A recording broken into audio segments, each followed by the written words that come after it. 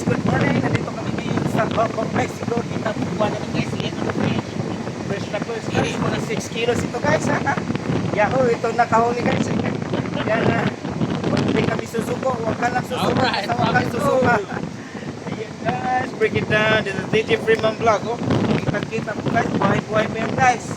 Matalon-talon pa yan guys. Oh. Yahoo. Kasi yan, gusto namin ipunin yung lapu-lapu or red snapper. So itong nahuli namin ngayon guys, gagamitin ko ito mamaya ng sushi. Kakainin namin ng sushi guys. Mag-prepare ito mamaya guys ha. Sa aming lunchtime dito guys.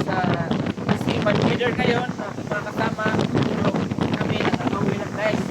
Dito sa gilid ng platform. Okay guys. Welcome. This is DJ Freeman Vlog. Mabuhay. Please share, like, and follow my reels, my Facebook account guys ha.